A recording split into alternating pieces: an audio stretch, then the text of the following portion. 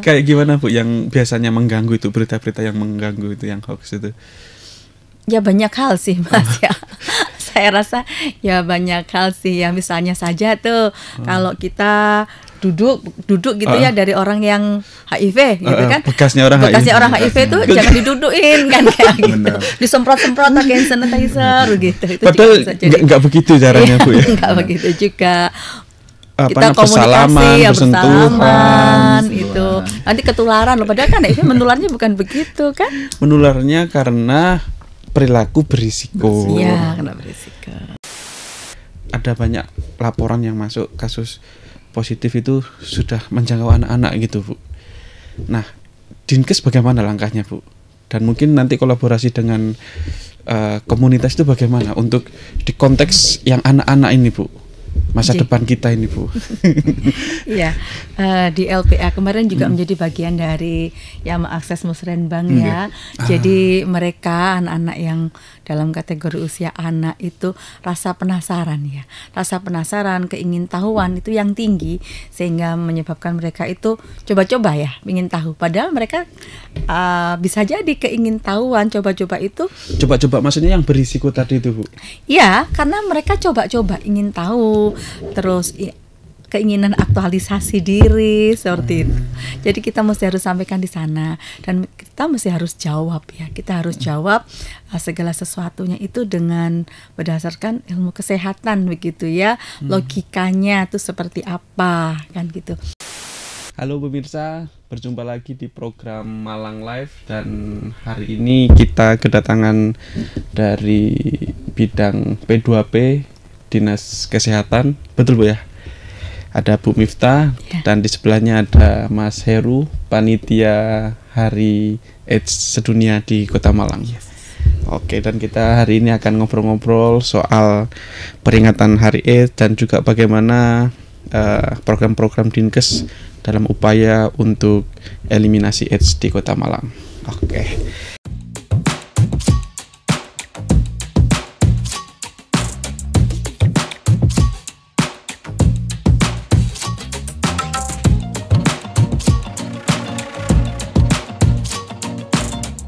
Saya ke Bu Miftah dulu. Bu Miftah, apa kabar hari ini? Alhamdulillah sehat, luar biasa. Sudah sarapan Bu? Sudah. Bu Miftah, kabarnya besok sama Mas Heru juga kolaborasi. Ada acara cukup spesial di Ijen untuk peringatan Hari Kesehatan Nasional dan Hari AIDS Sedunia. Ini peringatan hanya sekedar seremonial atau ada agenda lain di balik kegiatan itu Bu? Oh iya, terima kasih sekali Mas untuk pertanyaan yang luar biasa sekali ya di membuka acara. Acara besok itu kalau hanya sekedar seremoni enggak lah. Kita ada banyak rangkaian di sana ya. Kegiatannya diawali nanti dengan adanya long march, kemudian kita ada senam zumba, kemudian nanti ada edutainment, ada hiburan-hiburan yang mana dalam kegiatan itu kita akan berkolaborasi semua elemen di sana, ada pemerintah, ada LSM, ada masyarakat, ada mahasiswa. Jadi bukan hanya sekedar seremoni. Ada cek kesehatan juga Bu? Oh iya, di sana ada cek kesehatan. Kita melibatkan rumah sakit yang di Malang. Kita juga melibatkan organisasi profesi, kita melibatkan mitra terkait di sana. Ya. Jadi kegiatan ini memang kita rangkai sedemikian rupa. Di Jalan Ijen Bu besok Bu ya? Iya, di Car Free Day. Saat Car Free Day itu, oke. Apa sih Bu yang menjadi berbeda peringatan tahun ini dengan mungkin tahun-tahun sebelumnya? Ya, setiap tahun kita mengadakan ya Mas ya ini untuk peringatan Hari AIDS Sedunia dan HKN. Tentu saja ini sebuah momen untuk kita mengingat kembali betapa pentingnya untuk kita semuanya merespon dengan baik isu HIV AIDS itu, dan kita juga harus merespon dengan baik terkait dengan peringatan Hari Kesehatan Nasional yang merupakan sebuah upaya untuk gerakan masyarakat hidup sehat.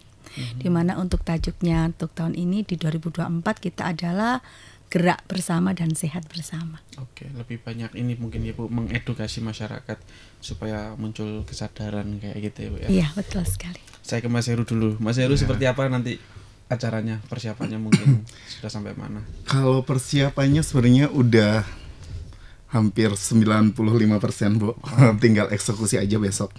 Tapi nanti malam kita masih siap buat loading dan lain-lain. Jadi untuk persiapan pengisi acara, terus teman-teman komunitas, mahasiswa juga udah ready untuk melakukan kegiatan besok itu gitu. Tinggal eksekusinya besok itu kayak gimana. Oke, berapa ratus ribu nanti orang yang akan 1.500 ya. Sekitar target 1.500 1.500 peserta untuk mengikuti kegiatan kita. Tadi disampaikan Bu Miftah juga dari banyak komponen ya, komunitas, mahasiswa, terus masyarakat, organisasi profesi. Kenapa panitia harus menggandeng pihak-pihak terkait itu? Iya, karena kita nggak bisa bekerja sama nih untuk memberikan edukasi berkaitan mengenai HIV/AIDS ini. Jadi perlu semua sektor, semua pihak untuk ikut serta dalam isu-isu ini gitu. Sehingga stigma dan diskriminasi buat teman-teman ODIF itu bisa ditekan di situ. Dan yang selama ini terjadi masih seperti itu ya, maksudnya stigma-stigma itu. Iya, mungkin di daerah lain masih tinggi nih stigma dan diskriminasi buat teman-teman ODIF, tapi untuk di Kota Malang sendiri udah nggak ada, bahkan iya mungkin kecil atau udah nggak ada bahkan. Iya benar. Bener nggak sih Bu, nggak ada Bu, atau ya, jumlahnya sangat sedikit? Sangat minim sekali, dan bahkan itu kita sampaikan bahwa Malang ya, Kota Malang itu sendiri, saya sampaikan di sini bisa mendeklir untuk yang diskriminasi itu hampir tidak ada begitu ya. Meskipun ada, mungkin jumlahnya masih bisa dihitung dengan jari, mungkin 1 atau 2, dan itu pun dengan sesegera mungkin, dengan cepat itu bisa kita atasi dengan baik. Oke. Dan bagaimana Bu bisa mendegradasi tingkat diskriminatif itu terhadap teman-teman orang dengan HIV/AIDS ini Bu? Apa saja sih yang dilakukan sampai kondisinya seperti ini? Ya, yang pertama kita mesti harus sampaikan ya Mas ya, kepada mereka semuanya ya, untuk masyarakat Kota Malang ya, kepada masyarakat bahwa HIV/AIDS itu adalah masalah kesehatan begitu ya. Jadi seseorang itu akan bersikap segala sesuatunya itu tergantung dari knowledge yang dia dapatkan ya. Jadi kita mesti harus transfer knowledge, kita harus sosialisasi secara masif, dan sosialisasinya pun kita lakukan tidak hanya dengan sesuatu yang monoton, yang rutinitas begitu, tidak. Jadi kita tergantung dari siapa sasaran kita, dan kita harus mendesain sedemikian rupa untuk kita bisa menginformasikan dengan sangat baik, sangat santun, tanpa harus merendahkan satu sama yang lain. Transfer knowledge itu mediumnya apa Bu? Ya, banyak termasuk kayak acara-acara kayak gini juga bagian dari Iya, jadi kita pelibatan media seperti ini adalah sesuatu yang sangat penting kan. Ini untuk sasarannya untuk masyarakat yang lebih luas kan begitu ya. Untuk yang pemirsa di TV, yang melek teknologi kan begitu. Tetapi untuk masyarakat yang tidak terpapar terkait dengan teknologi masih minim. Misalnya saja kita dengan edukasi secara langsung, ya kita bisa melakukan kemarin sosialisasi kepada masyarakat melalui Musrenbang. Itu kita sudah melibatkan hampir 1.700 orang masyarakat yang ada di Malang. Kita bayangkan kalau 1.700 orang menginfluence kepada 2-3 orang yang lain, iya pasti itu akan terinfokan, gitu kan. Mungkin bisa dijelaskan juga Bu, pola pikir supaya orang tidak melakukan diskriminatif. Tadi sudah dijelaskan ini masalah kesehatan. Emang kenapa dengan masalah kesehatan kita harus bersikap gimana gitu Bu terhadap orang-orang yang ODIF ini kayak gitu Bu? Ya, kita mesti harus sampaikan ya Mas ya, kalau HIV itu bagaimana sih sebenarnya untuk cara penularannya, karakteristiknya itu seperti apa kan. Mereka untuk HIV itu sendiri kan tidak sedemikian mudah untuk menular kan begitu ya. Mungkin itu juga nggak banyak yang tahu Bu ya. Orang mengertinya ini penyakit yang cukup mematikan, harus dihindari lah pokoknya gitu. Sebetulnya nggak boleh begitu Bu ya? Atau gimana? Ya, betul, ini sulit betul ditularkan, jadi gimana Bu? Ya, untuk bagaimana sih untuk penularannya kan demikian. Ini bagaimana terkait dengan faktor risikonya kita sampaikan. Kalaupun sudah terpapar begitu kan, bagaimana untuk sesegera mungkin mereka mendapatkan untuk pengobatannya, bagaimana untuk dukungan perawatannya, bagaimana terkait dengan penguatan psikologinya, penguatan psikososialnya, itu kita harus lakukan semuanya gitu kan ya. Kalau Mas Heru yang juga dari komunitas, dikatakan tadi ini tidak mudah tertular. Menjelaskan itu ke masyarakat atau ke orang-orang sekitar mudah nggak, Mas? Banyak tantangan sebenarnya untuk teman-teman untuk memberikan edukasi kepada masyarakat, tetapi dengan kerjasama dengan stakeholder terkait kayak Dinas Kesehatan Kota Malang itu semakin gampang kita untuk menyasar masyarakat secara umum gitu. Kalau di kita kan biasanya fokus di populasi kunci aja tuh, dan itu lebih gampang untuk kita nyasarnya, memberikan edukasinya, perubahan perilaku dan lain-lain. Tetapi untuk sebentar, populasi kunci itu apa? Mungkin penonton banyak yang nggak tahu. Kunci itu populasi atau individu yang rentan untuk tertular HIV/AIDS. Misalnya ada teman-teman LSL, teman-teman transgender, teman-teman PIWID, pekerja seks perempuan seperti itu. Lebih ke sana ya, anunya ya. Benar. Tapi kalau di masyarakat umum kita bisa kerjasama dengan stakeholder kayak Dinas Kesehatan Kota Malang untuk memberikan edukasi tuh. Kayak yang kemarin kita lakukan di Musrenbang yang dilakukan oleh Dinas Kesehatan yang sasarannya sampai 1.700, itu luar biasa. Kita juga dilibatkan di kegiatan itu untuk melakukan edukasi terhadap masyarakat di Kota Malang. Responnya gimana masyarakat? Seru sekali sih Mas waktu itu.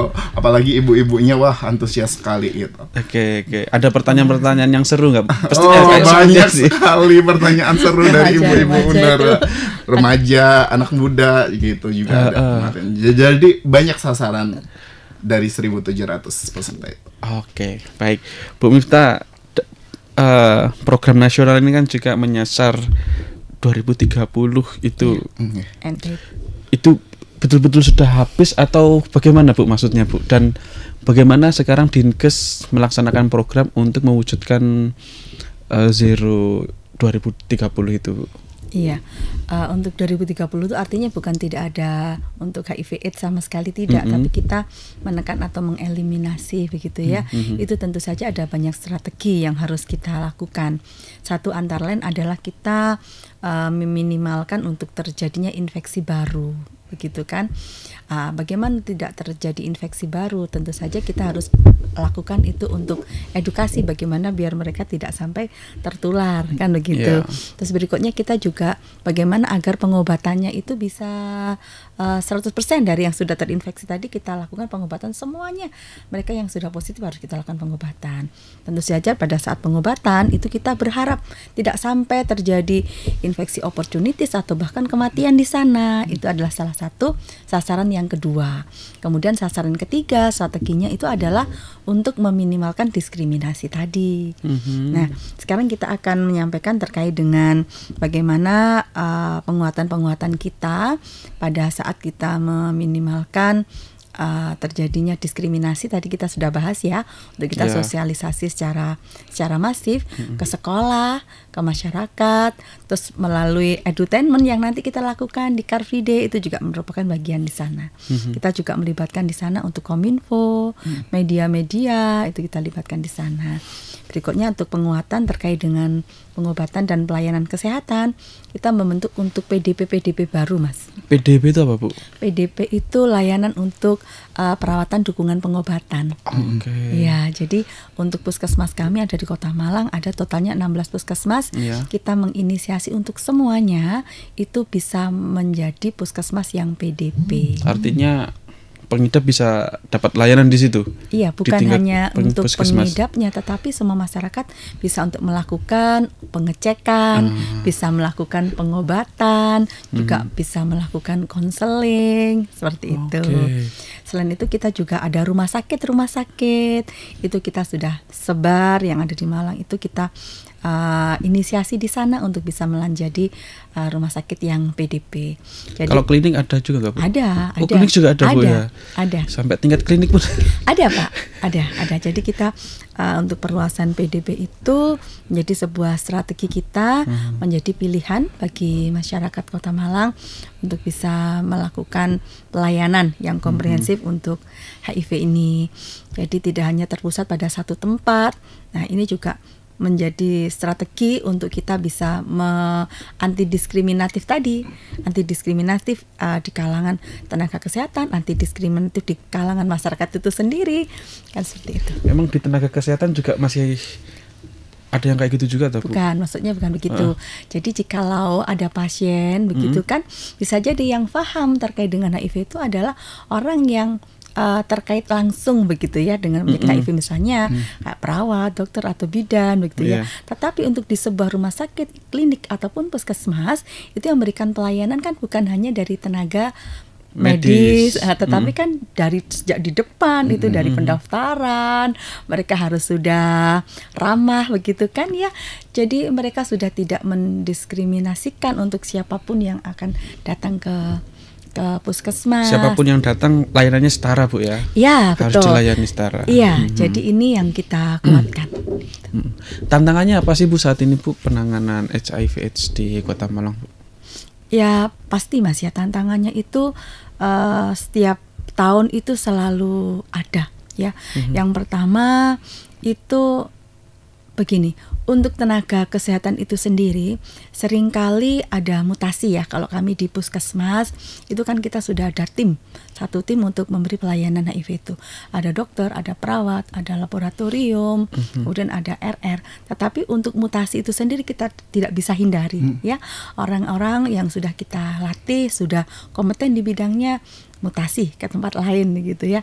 Jadi kita harus adakan untuk edukasi lagi. Mutasi ke tempat lain itu maksudnya dari puskesmas satu ke puskesmas lain atau? Bisa jadi puskesmas satu ke puskesmas yang lain. Ketika di puskesmas yang lain itu mereka untuk yang tim HIV-nya sudah settle kan begitu ya.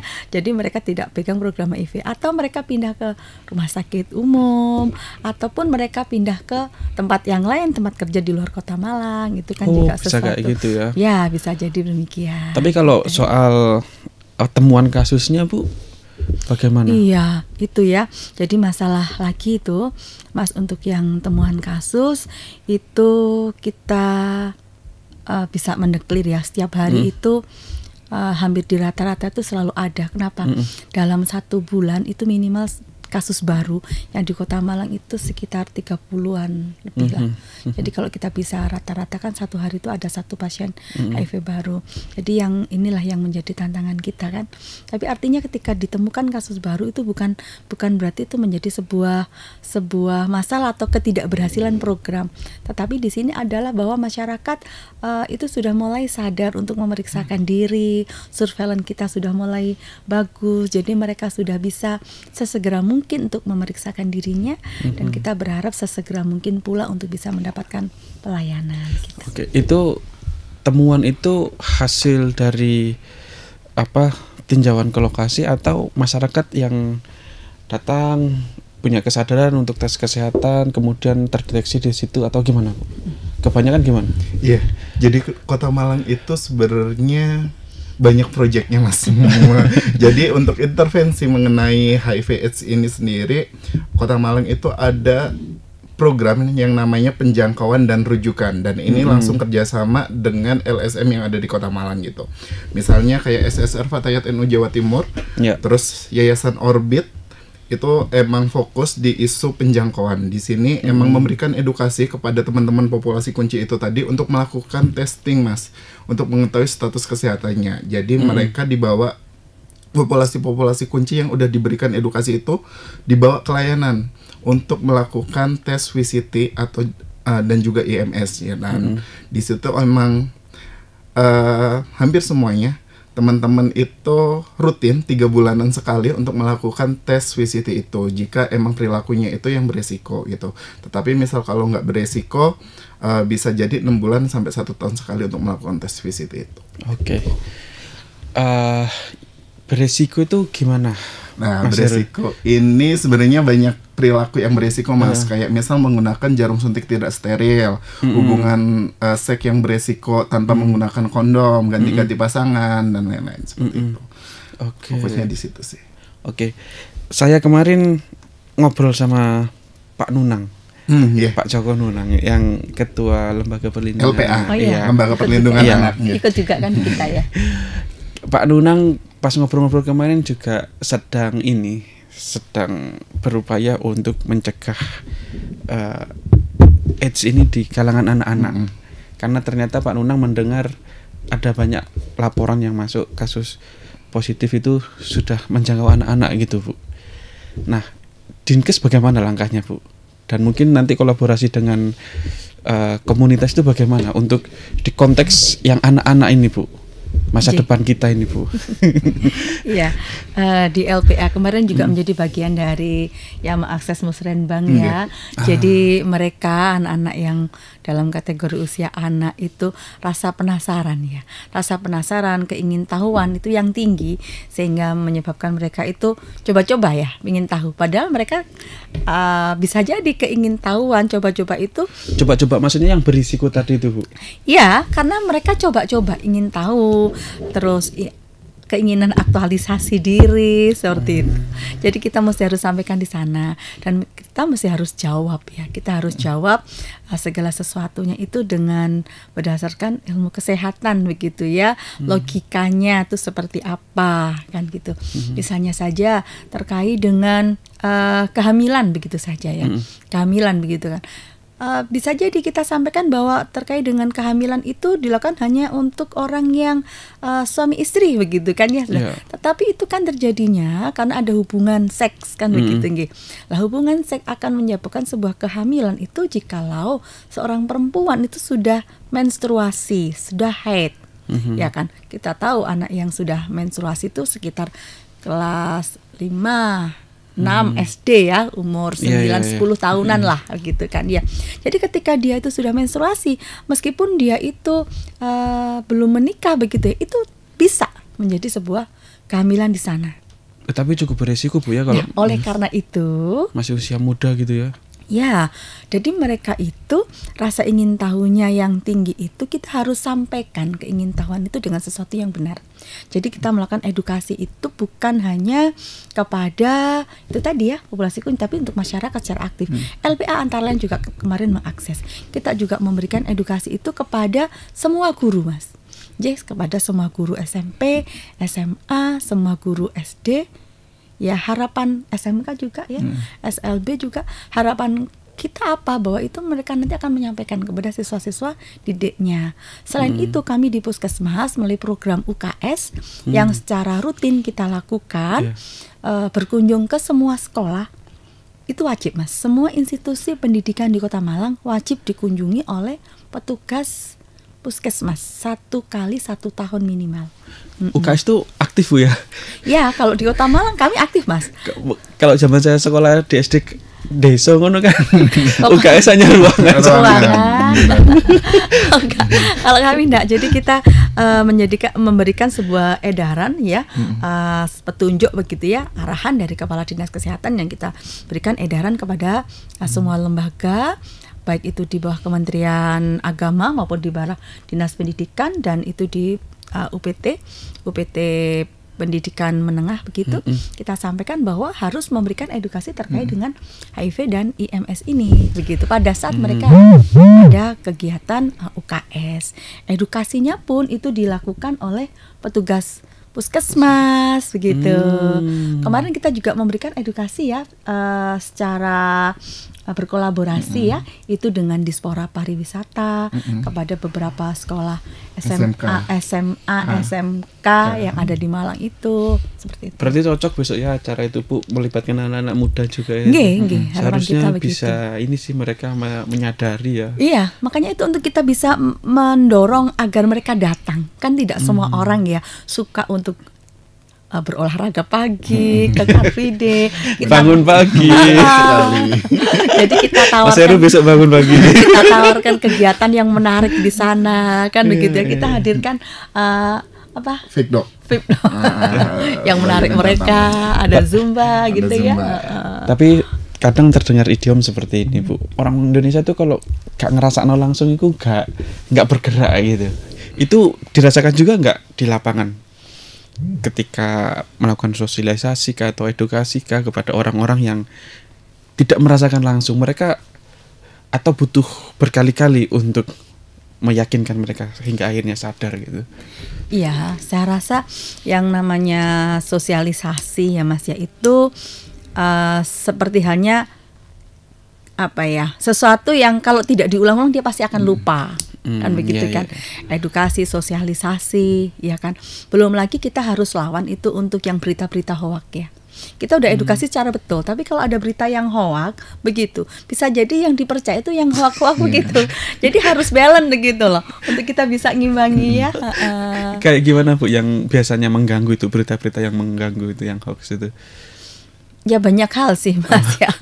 Saya rasa ya banyak hal sih ya, misalnya saja tuh kalau kita duduk gitu ya dari orang yang HIV gitu kan, bekasnya orang HIV itu jangan didudukin kan kayak gitu, disemprot-semprot pakai hand sanitizer gitu. Itu padahal nggak begitu caranya Bu ya. Nggak begitu juga. Kita komunikasi ya, bersalaman itu nanti ketularan loh, padahal kan HIV menularnya bukan begitu kan.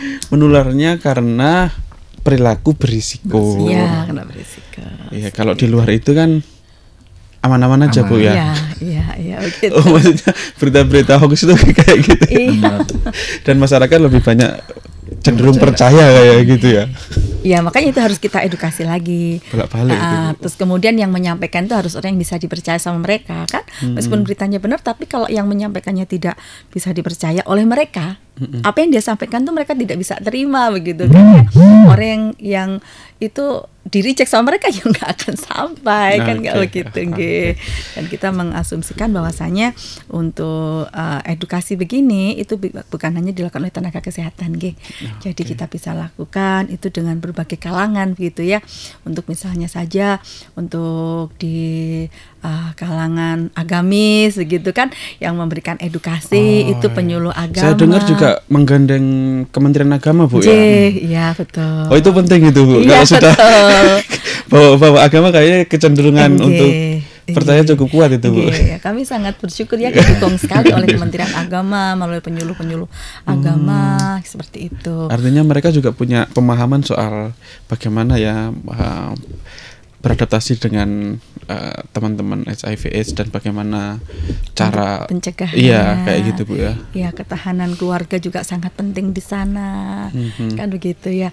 Untuk yang remaja-remaja kita libatkan seperti Mas Heru dan teman-temannya. Itu kan mereka akan merasa oh ini teman saya gitu, yang dia sampaikan saya percayalah begitu, daripada yang bicara kayak saya begitu kan ya old itu kalau sepuh gak zaman gitu kan ya Indonesia.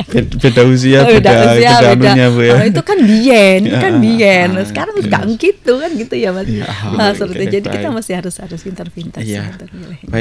Baik, Mas Heru, ini sebelum di penghujung acara, apa yang ingin Anda sampaikan kepada teman-teman komunitas atau masyarakat luas terhadap supaya diskriminasi itu tidak hadir dan memang kemudian bisa berbaur dan bisa mandiri dan berdaya teman-teman HIV.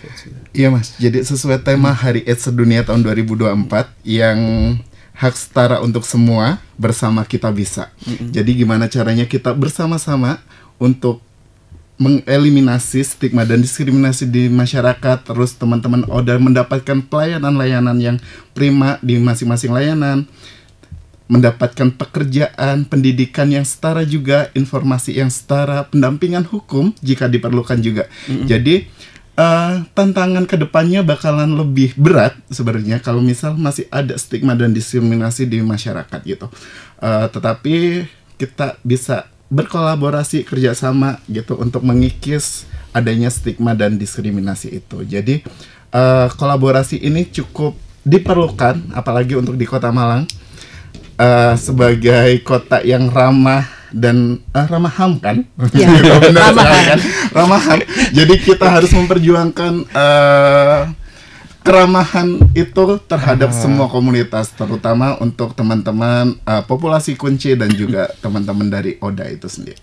Oh iya, yang soal tenaga kerja tadi kasusnya seperti apa Mas Heru? Kalau pekerjaan itu biasanya teman-teman yang ketahuan sama atasannya untuk HIV positif itu langsung dikeluarkan dari pekerjaannya. Tapi itu udah terjadi beberapa tahun yang lalu di beberapa hotel yang ada di Kota Malang. Tetapi untuk saat ini masih belum ada lagi sih isu-isu seperti itu. Itu yang biasanya sering terjadi untuk teman-teman ODIF. Tapi seharusnya bagaimana sikap misalnya instansi atau perusahaan jika ada seseorang karyawannya atau pegawainya yang ketahuan statusnya itu Yes. harusnya bagaimana Ya, bersikapnya? jadi sebenarnya teman-teman ODIF itu bisa tetap bekerja sebagaimana mestinya, maksudnya sebagai orang-orang normal. Kalau misalnya teman-teman ODIF tersebut mengkonsumsi ARV atau pengobatan HIV itu tiap hari atau rutin. Jadi nggak ada bedanya antara teman-teman HIV dan juga masyarakat umum jika teman-teman HIV itu pengobatannya rutin. Jadi kalau misal teman-teman ODIF ini masih produktif, masih bisa bekerja, seharusnya perusahaan atau pimpinan itu tidak berhak untuk memecat teman-teman ODIF itu. Tapi secara aturan juga ada penjelasan nggak soal itu? Sebenarnya ada sih di Kementerian Ketenagakerjaan. Ketenagakerjaan itu juga ada. Jadi ada perlindungan khusus buat teman-teman ODIF. Oke. Tuh. Ya, cukup menyedihkan ya kalau tiba-tiba di-cut gitu aja ya. Benar, kasihan kan Iya, gitu. Padahal masih produktif, masih bisa kerja secara aktif gitu. Betul. Oke. Bu Miftah, Iya. apa yang ingin disampaikan? Mungkin masyarakat takut tertular itu sudah wajar lah mungkin Bu ya. Tapi supaya kemudian tumbuh kesadaran, tidak ada diskriminasi, kemudian bahkan dapat berkolaborasi. Apa yang ingin disampaikan Bu Miftah? Kami berharap untuk momen peringatan Hari AIDS Sedunia kali ini menjadi sebuah momen di mana kita bisa terus bergandeng tangan, menyatukan gerak langkah semua yang terkait di sana, baik itu dari LSM, baik itu dari OPD, baik itu masyarakat umum, mahasiswa, semuanya kita bergerak. Karena kalau kita hanya sepenggal-sepenggal dan kita ada ego-ego program di sana, akan lebih sulit untuk kita bisa eliminasi AIDS di tahun 2030. Ya, berikutnya kami berharap juga untuk semua kalangan di sana untuk mendapatkan informasi terkait dengan HIV/AIDS itu secara benar begitu ya, untuk sebagai upaya untuk mereka mendapat informasi yang tepat bagaimana itu terkait kasus HIV/AIDS, bagaimana itu mereka untuk bisa mendapatkan pelayanan secara paripurna, secara baik di Kota Malang. Kita sudah punya rumah sakit yang banyak di Malang, kita punya puskesmas yang banyak, dan mungkin jikalau mereka itu bekerja begitu ya di jam dinas, kita juga punya layanan extra hour yang kita berikan di luar jam dinas. Itu ada di 2 puskesmas, di Puskesmas Pandanwangi dan ada di Puskesmas Dinoyo. Kita juga memberikan layanan terkait dengan HIV ini ya. Kita punya POC. Kita punya POC di sana yang mana itu sangat ramah sekali dengan teman-teman komunitas, dengan semua masyarakat untuk bisa mendapatkan pelayanan yang terbaik gitu. Oke, baik, makasih Bu. Mudah-mudahan program-programnya tadi bisa berjalan lancar dan segala tantangannya bisa diatasi, terutama untuk mengeliminasi kasus yang 2030 harus zero tadi. Oke.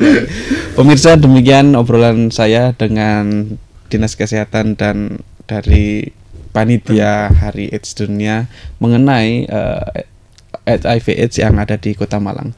Ikuti terus program-program lainnya di Malang Live dan sampai jumpa. Terima kasih. Download Tribun X sekarang. Menghadirkan lokal menjadi Indonesia.